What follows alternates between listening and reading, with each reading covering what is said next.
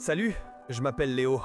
J'ai 25 ans et je suis développeur web freelance, le genre qui passe plus de temps à parler aux machines qu'aux humains. Je vis à Portland, en Oregon, où le ciel a presque toujours la couleur de l'étain et où l'air sent la pluie sur le point de tomber. Mon appartement est un loft au-dessus d'un garage, un lieu fonctionnel et solitaire. Les gouttes sur le toit en tôle sont la bande-son de la plupart de mes journées. Mon monde est fait de textures familières, le poids usé du sol sous mes pieds nus le matin, la chaleur de la tasse de café entre mes mains, la surface lisse et froide de mon clavier. L'odeur est un mélange de café noir, de vieux livres et de l'ozone subtil qui émane de l'électronique en marche. C'est un silence confortable, un silence que je contrôle. Un silence qui ne me juge pas et ne me demande rien en retour, juste ma présence. La routine est une encre. Réveil à 7 heures, sans alarme. Café, noir, puis le code. Des lignes de logique qui s'emboîtent parfaitement, jusqu'à ce que la lumière de l'après-midi décline. C'est prévisible, c'est sûr. Il y a 2 ans, quelqu'un m'a dit que j'étais trop prévisible. La voix résonne encore parfois dans le silence, un écho froid qui me rappelle pourquoi je préfère la compagnie des machines. Elle, au moins, apprécie la constance et la logique que j'ai à offrir. Parfois, depuis ma fenêtre, je regarde les gens marcher sous la pluie, abrités sous un même parapluie. Leurs épaules se frôlent, leurs têtes sont penchées l'une vers l'autre. C'est un geste simple, presque invisible, mais il contient tout un monde dont je me sens spectateur, jamais acteur. Je ne ressens pas de tristesse, juste une distance, comme si je regardais un film dans une langue que je ne comprends pas tout à fait, mais dont je devine la beauté. Ce matin-là, la routine s'est brisée. Pas de son, pas de lumière, juste le silence absolu de l'échec. Mon routeur était mort. Pour un développeur freelance, c'est comme si le monde s'arrêtait de tourner. Contraint et forcé, j'ai rassemblé mon ordinateur portable et je suis sorti sous le crachin pour rejoindre le seul espace de coworking du quartier. Un lieu que j'évitais, un lieu rempli de bruits et de présence humaine que je ne savais pas comment gérer. L'endroit m'a frappé avec une vague de chaleur et de son, le bourdonnement des conversations, le cliquetis agressif des claviers, l'odeur de café trop fort et d'un parfum que je ne connaissais pas. J'ai trouvé un bureau vide dans un coin, le plus loin possible du centre de l'activité. J'ai relevé la capuche de mon sweat, espérant devenir un simple élément du décor, une chaise, une lampe. Juste un type invisible qui avait besoin d'une connexion internet pour survivre. C'est là que je l'ai vue. Elle ne faisait pas partie du bruit ambiant, elle était un îlot de concentration intense au milieu du chaos. Ses cheveux étaient relevés à la hâte, quelques mèches rebelles encadrant un visage que je n'avais jamais vu. Ses yeux étaient fixés sur une tablette graphique, la main se déplaçant avec une vitesse et une précision qui semblaient presque surnaturelles. Elle ne voyait rien d'autre, elle était dans son propre monde, un monde bien plus coloré que le mien. Je n'ai pas pu m'empêcher de remarquer les détails. La façon dont ses sourcils se fronçaient légèrement quand elle travaillait sur une ligne compliquée. La petite tache d'encre de Chine, presque permanente, sur le côté de son majeur droit. Ce n'était pas un défaut, c'était une signature, la marque d'une passion, d'un travail fait avec les mains. C'était un détail si humain, si brut, que j'ai senti quelque chose se serrer dans ma poitrine, une curiosité que je n'avais pas ressentie de longtemps. Notre rencontre a eu lieu près de la machine à café, ce grand arbitre des relations de bureau. Elle était en pâle, bien sûr. Plusieurs personnes avaient déjà abandonné, soupirant avec frustration. Mais elle l'a fixée avec un désespoir silencieux qui m'a fait sourire. Je me suis approché sans réfléchir. Mon instinct de réparer les choses, les codes, les machines, a pris le dessus sur ma timidité. C'était un problème avec une solution, et ça, je savais faire. « Laissez-moi voir », et je murmurais, plus à la machine qu'à elle. Elle a sursauté, surprise par ma présence. J'ai ouvert le panneau latéral, j'ai mouvu un tuyau, j'ai appuyé sur un bouton de réinitialisation caché. Il y a eu un gargouillement, un sifflement, puis le bruit glorieux du café qui commence à couler. Je n'ai pas regardé son visage, mais j'ai senti son regard sur moi, intense. Un silence s'est installé entre nous, seulement bruisselle par le bruit de la machine. « Merci ». Sa voix était plus grave que je l'imaginais, un peu rauque, comme si elle ne l'avait pas utilisée de la journée. J'ai finalement levé les yeux. Elle souriait, un vrai sourire, qui a complètement transformé son visage, chassant toute la tension que j'avais vue. « Je m'appelle Clara ». J'ai hoché la tête, ma propre voix me semblant étrange quand je lui répondis « Léo ». Juste nos prénoms, suspendus dans l'air chargé de l'odeur du café frais. Elle a pris sa tasse et s'est retournée pour partir, mais elle s'est arrêtée sur le seuil de la cuisine. « On dirait que je vous dois une fière chandelle, Léo ». Ce n'était pas une invitation, pas vraiment, c'était juste une phrase. Mais elle a laissé la porte entr'ouverte. Je l'ai regardé retourner à son bureau, à son monde de couleurs, et pour la première fois de la journée, le bruit de l'espace de coworking m'a semblé moins agressif. Il ressemblait presque au début d'une nouvelle musique. Les jours suivants, je suis retourné à cet espace de coworking. Pas seulement pour la connexion Internet, qui était maintenant parfaitement stable chez moi. Je me disais que c'était pour le changement d'air, pour la discipline d'un lieu de travail. Mais au fond, je savais que j'y retournais pour le bruit de fond, pour cette présence silencieuse de l'autre côté de la pièce, pour la possibilité d'un autre café partagé, près d'une machine récalcitrante. Une nouvelle variable dans mon équation bien ordonnée. D'ailleurs, si cette histoire commence à vous parler, si vous avez envie de voir où cette nouvelle variable va me mener, c'est peut-être le bon moment pour vous abonner à la chaîne. Un petit like ou un commentaire, ça m'aide à savoir que quelqu'un écoute de l'autre côté du silence. Et maintenant, je crois qu'il est temps de retourner à ce café, là où tout a vraiment commencé à changer, lentement. Je l'ai revu bien sûr. Le premier jour, nos regards se sont croisés au-dessus de nos écrans. Un hochement de tête de sa part, un autre en retour de la mienne. C'était tout, un accusé de réception silencieux de notre existence mutuelle. Je me suis réinstallé dans mon coin, le bruit de mes propres doigts sur le clavier me semblant soudainement trop fort, trop maladroit. J'ai senti son regard sur moi un bref instant avant qu'il ne retourne à son propre univers de formes et de couleurs. Je me suis surpris à l'observer, pas de manière insistante, juste par éclair, quand je levais les yeux de mon code. Je remarquais la tension dans ses épaules quand elle était absorbée, la façon dont elle mordillait l'extrémité de son stylet. Elle avait un petit carnet de croquis à côté d'elle, relié en cuir usé, qu'elle ouvrait parfois pour y griffonner quelque chose, d'une main rapide, presque secrète. Cet objet semblait contenir une partie d'elle-même, une partie qu'elle ne montrait pas sur son écran. Nos conversations près de la machine à café sont devenues une sorte de rituel non officiel, des échanges brefs, légers. Le temps qu'il faisait, un projet qui n'avançait pas. « Encore de la pluie », disait-elle un jour, en regardant par la fenêtre, le gris du ciel se reflétant dans ses yeux. « J'aime bien », ai-je répondu sans réfléchir. « Ça rend les bruits plus doux. » Elle m'a regardé différemment à ce moment-là. Un éclair de surprise, peut-être de compréhension traversant son visage. Un après-midi, je l'ai trouvée les yeux dans le vide, son téléphone posé à côté d'elle, l'écran éteint. Elle avait l'air loin, plus lasse que d'habitude. « Tout va bien ?» ai-je demandé, ma voix plus basse que prévu. Elle a sursauté, comme si je l'avais tirée d'un mauvais rêve. « Oh, oui, juste un appel de la famille. » Elle a forcé un sourire qui n'atteignait pas ses yeux.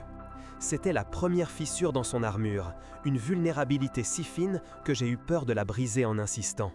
Je n'ai rien dit de plus. J'ai simplement rempli ma tasse, le silence entre nous s'étirant, mais ce n'était pas un silence gênant, c'était un silence plein de choses non dites.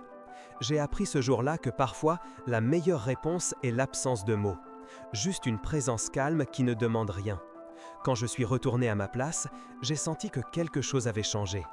Le fil invisible qui nous reliait s'était un peu resserré, rendu un peu plus réel. La semaine suivante, la routine a continué. Nos saluts du matin étaient devenus des sourires. Nos conversations près du café duraient quelques secondes de plus. J'ai appris qu'elle détestait les lundis, qu'elle buvait son thé trop chaud et qu'elle avait une passion pour les documentaires sur la nature. Des détails insignifiants, des petites pierres que je ramassais et que je gardais précieusement, construisant sans le savoir le chemin qui menait vers elle. Chaque détail était un pas de plus hors de ma solitude. Un soir, la pluie s'est transformée en véritable orage. Le vent faisait trembler les grandes fenêtres de l'open space qui s'étaient vidées peu à peu. Bientôt, il ne restait plus que nous deux, la femme de ménage passant l'aspirateur au loin. La lumière artificielle semblait plus douce, plus intime, sans l'agitation de la journée. Le monde extérieur avait disparu, nous laissant seuls dans cette bulle de tranquillité et de travail. Elle abaillait, s'étirant comme un chat.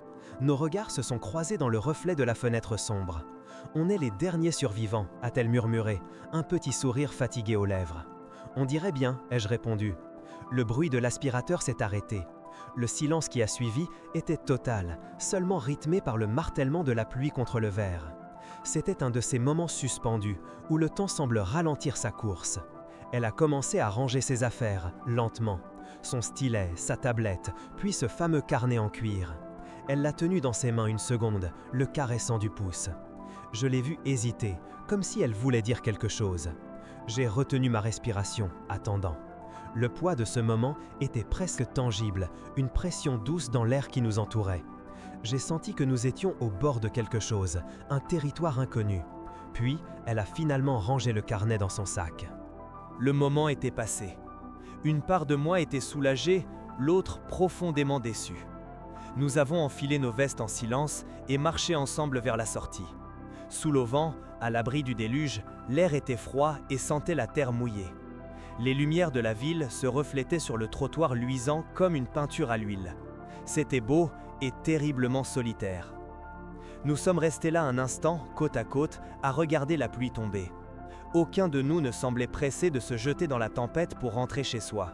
C'était plus simple de rester ici, dans cet entre-deux, où aucune décision n'était nécessaire.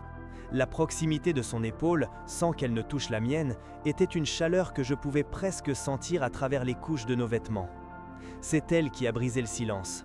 Sa voix était calme, presque hésitante, comme si elle posait une question à elle-même autant qu'à moi. « Parfois, tu n'as pas l'impression de faire semblant ?» a-t-elle demandé, sans me regarder, les yeux toujours fixés sur les gouttes de pluie qui s'écrasaient au sol. La question était si inattendue, si directe, qu'elle m'a frappé en plein cœur. Elle ne parlait pas du travail, ni de la météo. J'ai cherché une réponse facile, une blague, une dérobade. Mais en croisant son regard, j'ai vu une honnêteté brute qui exigeait la même chose en retour. J'ai vu la même fatigue que j'avais aperçue quelques jours plus tôt, mais cette fois, elle ne la cachait pas. Elle m'offrait un aperçu de son monde intérieur, un monde qui, je le soupçonnais, ressemblait étrangement au mien. Un monde où l'on se sent souvent comme un imposteur. Alors que je m'apprêtais à répondre, elle s'est tournée complètement vers moi.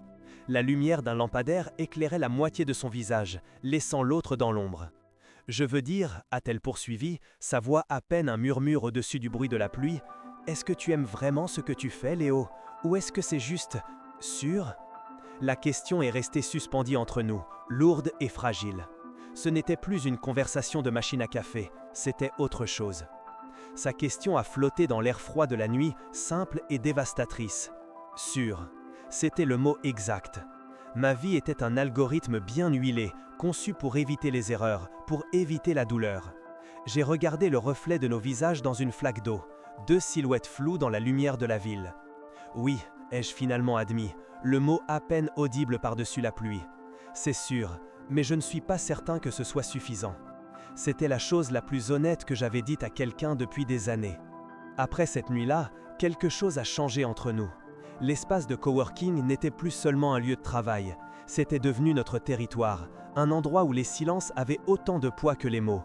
Nos regards se croisaient plus souvent au-dessus des écrans, et ils duraient une seconde de trop, chargés d'une question silencieuse. La routine était la même, mais la texture en était différente, plus douce, moins solitaire. Le bruit ambiant semblait s'estomper chaque fois qu'elle était près de moi. Nos pauses café sont devenues des rituels. Nous ne parlions plus de la machine ou du temps qu'il faisait. Elle me posait des questions sur mon code, écoutant avec une attention qui me donnait l'impression que mon travail était fascinant. En retour, je lui demandais de m'expliquer les couleurs, la théorie derrière ces illustrations. J'apprenais son langage, un lexique fait de nuances, de saturation et de lumière, si différent de mon monde binaire. Chaque conversation était une petite exploration. Un mardi après-midi, elle est revenue d'un appel téléphonique avec une ombre sur le visage. Elle a remu son thé sans le boire, le regard perdu dans le vague. « C'était ma mère », a-t-elle dit sans que je lui demande. Le grand rassemblement familial annuel approche. C'est comme une inspection. Chaque année, les mêmes questions. Sa voix était dénudée d'émotion, ce qui la rendait d'autant plus lourde. Je n'ai rien dit, je suis juste resté là, un témoin silencieux de son fardeau. Je me suis surpris à penser à elle en dehors de nos heures partagées. En faisant mes courses, je me demandais quel genre de thé elle achèterait. En marchant sous la pluie, je me rappelais la façon dont elle la regardait tomber, avec un mélange de mélancolie et d'émerveillement. Sa présence s'infiltrait dans les fissures de ma solitude, doucement, sans que je m'en rende compte. C'était une chaleur nouvelle, une perturbation dans mon système que je ne savais pas comment nommer, ni si je devais la corriger. Puis, un jour, elle n'est pas venue. Son bureau était vide, froid, anonyme. Le silence de l'open space m'a semblé soudainement creux, assourdissant. J'ai essayé de me concentrer sur mon travail. Mes yeux revenaient sans cesse vers sa chaise vide. J'ai réalisé à quel point sa simple présence était devenue une encre dans ma journée. L'absence de son cliquetis de stylet, de son soupir occasionnel, rendait l'endroit stérile, sans vie. La journée a paru interminable. Elle est revenue le lendemain, l'air fatigué, des cernes sous les yeux. Je n'ai pas posé de questions. Je me suis levé et je lui ai préparé un thé noir avec une tranche de citron, exactement comme elle l'aimait. Je l'ai posé sur son bureau sans un mot. Elle a levé les yeux vers moi, un long regard qui en disait plus que n'importe quelle conversation. Un petit sourire a effleuré ses lèvres. C'était un merci silencieux, un accusé de réception de mon attention. Un geste minuscule qui a semblé combler le vide entre nous. Plus tard dans la journée, elle m'a fait signe de la rejoindre. C'était la première fois que je m'asseyais à son bureau, dans son univers. L'air y sentait le papier, l'encre et une subtile odeur de térébenthine. Elle a hésité un instant, puis a poussé vers moi son carnet de croquis relié en cuir. « Ce n'est pas pour le travail », a-t-elle prévenu, sa voix basse. « C'est autre chose. » Ouvrir ce carnet, c'était comme si elle me laissait entrer dans une pièce secrète de sa maison. Les pages étaient remplies de paysages de l'Oregon, de visages expressifs et de détails architecturaux. Et puis, je l'ai vu. Une page entière était consacrée à un dessin méticuleux d'une vieille montre à gousset, le verre fissuré, les aiguilles immobiles. Le dessin était si détaillé, si chargé d'émotions, que l'objet semblait respirer sur le papier. C'était plus qu'un simple croquis, c'était un portrait, le portrait d'un souvenir ou d'un regret. C'était à mon grand-père, a-t-elle murmuré, le doigt traçant délicatement les contours du dessin. Elle ne fonctionne plus depuis sa mort. Ma famille dit que je devrais la faire réparer ou m'en débarrasser. Pour eux, c'est juste un vieil objet cassé qui prend la poussière. Elle n'a pas ajouté pourquoi elle la gardait, mais je comprenais. C'était un symbole de quelque chose qu'elle n'était pas prête à laisser partir, un temps figé qu'elle seule pouvait encore ressentir. Alors qu'elle refermait le carnet, le dos de sa main a effleuré la mienne. Le contact a été bref, accidentel, mais il a envoyé une onde de chaleur à travers tout mon corps. Nos regards se sont accrochés. Le monde autour de nous a disparu pendant une seconde. Il n'y avait plus que le bruit de nos respirations, la texture du cuir sous nos doigts et cette étincelle inattendue dans le silence. Aucun de nous n'a bougé. Le moment s'est étiré, fragile et intense. Notre routine a changé après ça. Nous avons commencé à quitter le bureau ensemble. Nos conversations se prolongeaient sur le chemin du retour, marchant lentement sous les ciels gris de Portland. Parfois, nos épaules se frôlaient, un contact fugace qui laissait une trace persistante. Nous parlions de tout et de rien, de nos rêves d'enfants, des livres qui nous avaient marqués, des peurs irrationnelles qui nous tenaient éveillés la nuit. Chaque pas ensemble était un pas de plus loin de nos solitudes respectives. Un soir, abritée sous l'auvent d'une librairie pour échapper à une averse soudaine, elle m'a parlé de son divorce. Sans drame, sans apitoiement, juste les faits, livrés d'une voix neutre qui trahissait qu'une blessure profonde. Elle a parlé de la pression de bien faire les choses, de la déception dans les yeux de ses parents, du sentiment d'avoir échoué à la chose la plus importante de sa vie. La pluie tombait en rideau autour de nous, nous isolant du reste du monde. Je n'ai pas essayé de trouver les mots justes. Il n'y en avait pas. Alors, je lui ai parlé de mon ex-petite amie, de ce mot, prévisible, qui s'était gravé en moi. Je lui ai avoué ma peur de ne jamais être assez, d'être trop silencieux, trop simple pour quelqu'un. C'était un échange de vulnérabilité, nos blessures exposées sous la lumière blafarde d'un néon. Pour la première fois, je n'avais pas honte de ma peur. Elle l'a simplement accueillie, avec un hochement de tête compréhensif. L'air entre nous est devenu dense, chargé de tout ce qui n'était pas dit. Chaque silence était une conversation, chaque regard une phrase entière.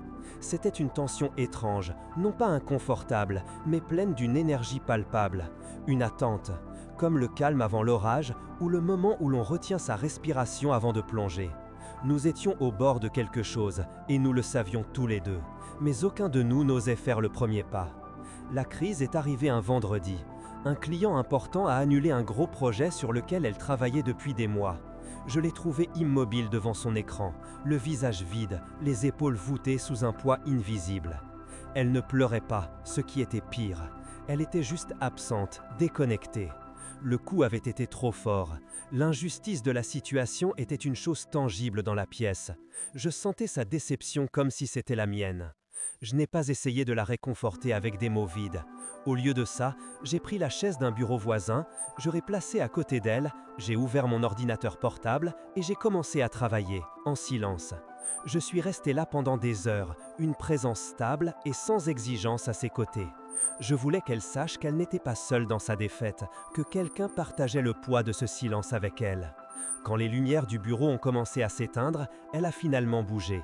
Elle a fermé son ordinateur portable et s'est tournée vers moi. Ses yeux étaient clairs, mais remplis d'une gratitude profonde. Nous avons rangé nos affaires sans un mot et sommes sortis dans la nuit fraîche. La journée avait été difficile, mais nous l'avions traversée ensemble, et cela semblait plus important que n'importe quel contrat perdu. Sur le trottoir, alors que nous allions nous séparer, elle a posé sa main sur mon bras. Le contact était intentionnel cette fois, une pression douce mais ferme. « Merci Léo », a-t-elle dit, sa voix à peine un murmure, « pour tout ». Son regard a tenu le mien, et dans cette fraction de seconde, j'ai compris que les fondations de mon monde bien ordonné venaient de trembler. La connexion entre nous était devenue indéniable, réelle. Je suis rentré chez moi ce soir-là, la sensation de sa main encore chaude sur mon bras. La pluie s'était arrêtée. Pour la première fois depuis des mois, des étoiles étaient visibles dans le ciel de Portland. L'air sentait la terre propre et l'asphalte mouillé. Je me sentais léger, presque plein d'espoir. Je ne savais pas où ce chemin nous menait, mais pour la première fois, l'inconnu ne me faisait pas peur. Il ressemblait à une promesse. Le lundi suivant notre retour, je suis allé à l'espace de coworking, le cœur battant d'une anticipation nerveuse et douce. J'imaginais notre salut, un peu gêné peut-être, mais réel. Mais son bureau était vide, sa chaise était rentrée, sa lampe éteinte. L'air dans son coin de la pièce était immobile, stagnant. J'ai essayé de me concentrer, me disant qu'elle prenait juste une journée de repos bien méritée après le week-end. Mais une petite fissure de doute s'est ouverte dans ma poitrine, fine et froide. Le lendemain, son bureau était toujours vide. Le silence qui émanait de sa place n'était plus une absence, mais une présence pesante. J'ai remarqué la poussière qui commençait à s'accumuler sur sa table, un détail infime qui criait son abandon. Vers midi, n'y tenant plus, j'ai envoyé un simple message. « Tout va bien ?» Pas de questions sur son absence, pas de pression, juste 3 mots. Les heures ont passé, le petit accusé de lecture ne s'est jamais affiché et mon téléphone est resté sombre et silencieux. Une semaine s'est écoulée, une éternité. Chaque jour, j'allais au bureau avec un espoir qui s'amenuisait, pour repartir avec un poids plus lourd sur les épaules. Je revoyais en boucle notre dernière conversation. Avais-je été trop direct, trop vulnérable ? La vieille peur, celle d'être inadéquate, est revenue s'enrouler autour de ma gorge. Mon code était devenu un fouillis de lignes sans âme. Je ne réparais plus des problèmes, je créais juste du bruit pour combler le vide assourdissant qu'elle avait laissé derrière elle. J'ai tenté de l'appeler une seule fois, un jeudi soir pluvieux. C'est tombé directement sur sa messagerie vocale. Sa voix, claire et professionnelle, a résonné dans mon appartement silencieux, une voix d'étrangère. Je n'ai pas laissé de message. À quoi bon ? Le silence qui a suivi le bip était une réponse en soi, une porte fermée sans un bruit. J'ai posé le téléphone, sentant la distance entre nous se transformer en un abîme que je ne savais pas comment franchir.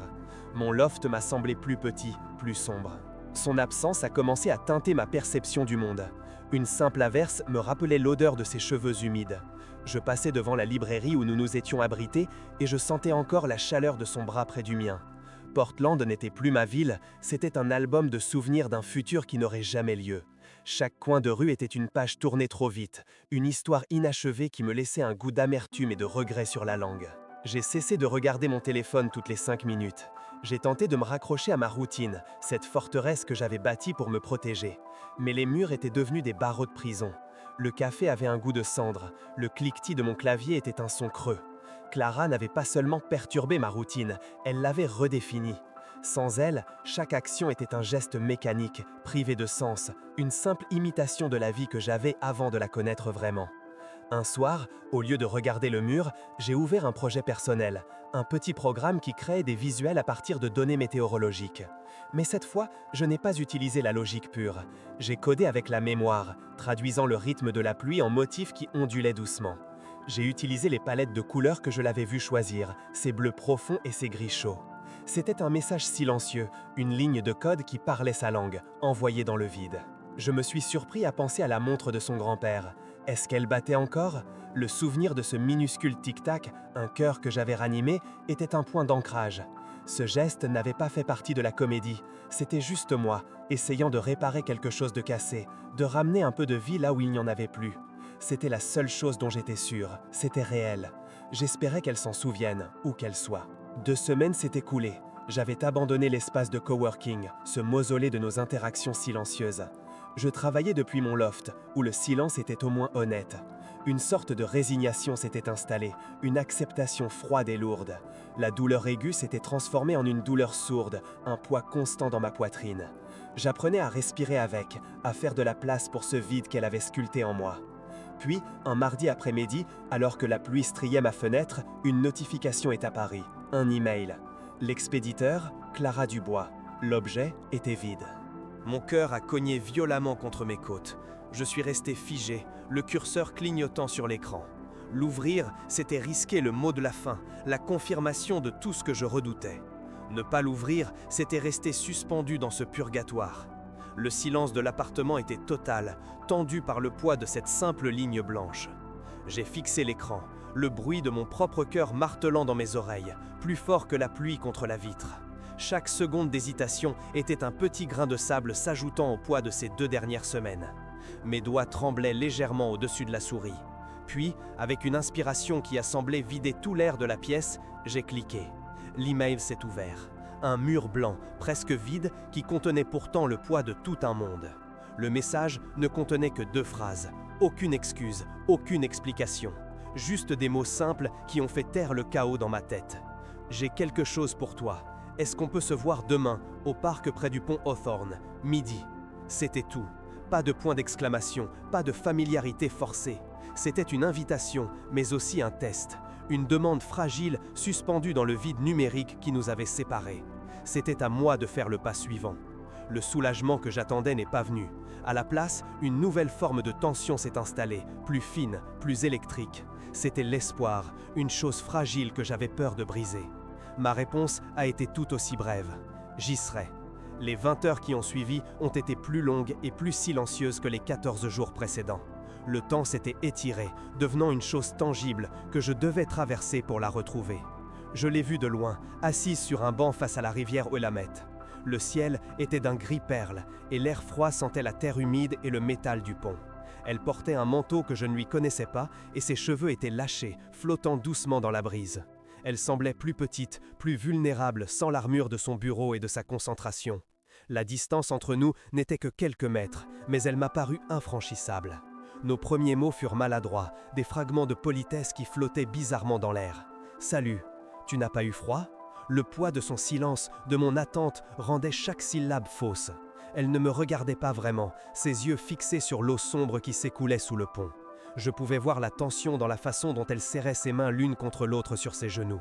Le silence entre nous était une conversation à lui tout seul. « Je suis désolé, Léo. » Sa voix était basse, à peine un murmure. « De m'être enfui comme ça. » Elle a finalement tourné son visage vers moi et j'ai vu la fatigue dans ses yeux.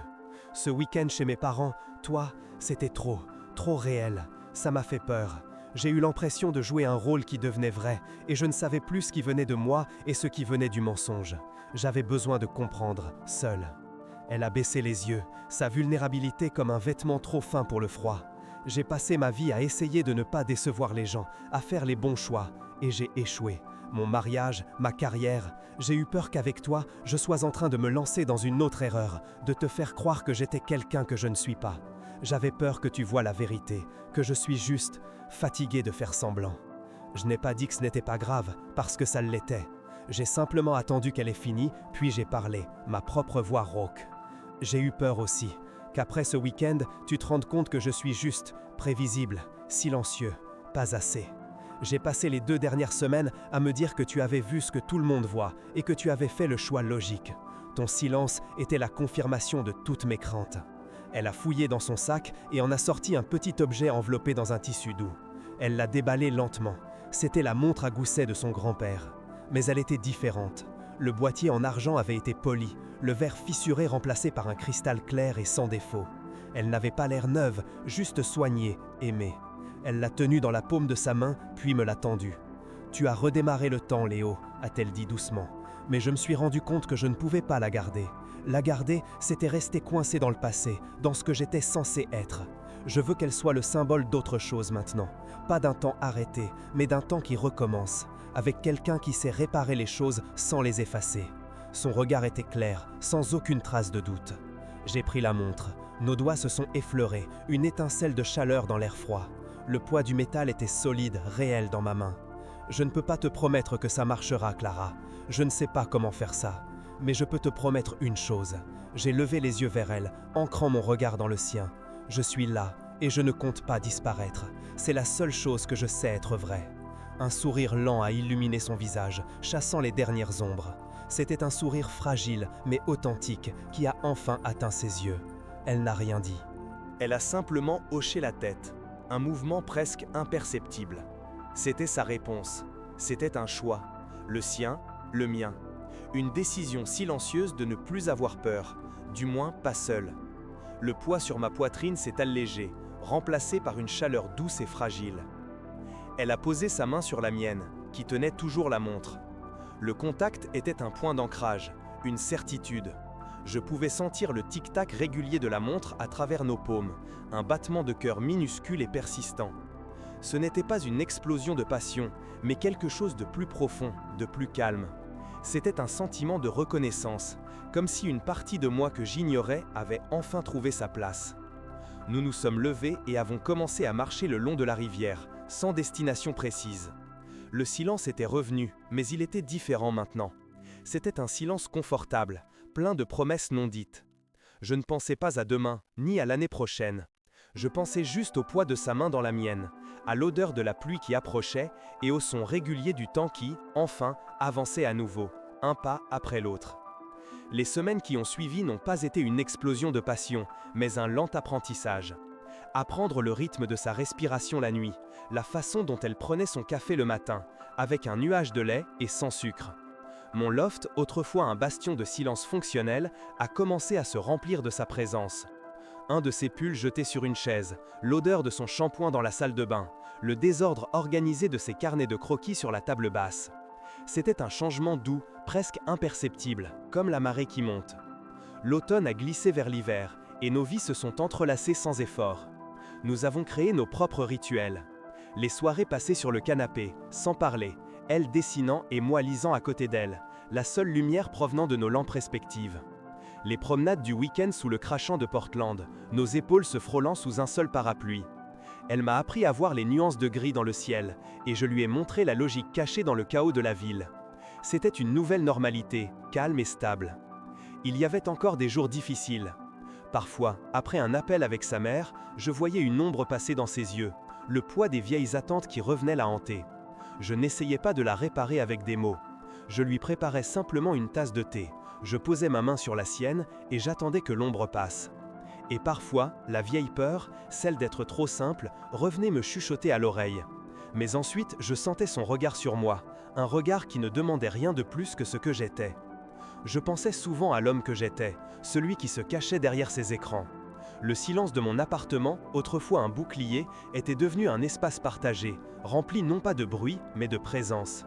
La peur d'être prévisible s'était transformée en une sorte de fierté tranquille. Clara ne voyait pas ma routine comme une faiblesse, mais comme une force, une constance sur laquelle elle pouvait s'appuyer. Pour la première fois de ma vie, ma nature calme ne me semblait pas être un défaut, mais un point d'ancrage. La montre de son grand-père a trouvé sa place sur une petite étagère en bois près de ma fenêtre. Je ne la regardais pas souvent, mais j'étais conscient de sa présence. Parfois, dans le silence de la nuit, je pouvais entendre son tic-tac discret et régulier. Ce n'était plus le son d'un passé réparé, mais celui d'un présent qui avançait. Un rappel constant que le temps n'était pas figé, qu'il était possible de le redémarrer, doucement, un battement de cœur à la fois. C'était notre promesse tranquille. Un soir, alors que la pluie martelait le toit, je l'ai regardé dormir, sa tête sur mon épaule. Une mèche de cheveux tombait sur son visage, et la petite tache d'encre était toujours là, sur son doigt, comme une signature. J'ai ressenti une vague de chaleur si intense qu'elle m'a presque coupé le souffle. Ce n'était pas de l'excitation ou de la passion, c'était quelque chose de plus profond, une certitude silencieuse. Le sentiment d'être exactement là où je devais être, sans avoir à faire semblant. Nous ne parlions jamais de toujours ou de pour la vie. Ces mots semblaient trop grands, trop fragiles. Notre engagement se mesurait en gestes plus petits, plus réels. C'était le choix de se retrouver à la fin d'une longue journée, le choix de partager le dernier morceau de gâteau, le choix de rester et d'écouter, même quand c'était difficile. C'était une décision que nous prenions chaque matin, en silence, en nous regardant au-dessus de nos tasses de café. Ce soir-là, elle a ouvert les yeux et m'a souri dans la pénombre, un sourire ensommeillé et authentique. Elle a posé sa main sur ma poitrine, juste au-dessus de mon cœur. Dehors, la pluie continuait de tomber sur Portland, une pluie constante et familière. Le bruit sur le toit en tôle n'était plus la bande-son de ma solitude. C'était simplement le rythme de notre soirée, ensemble.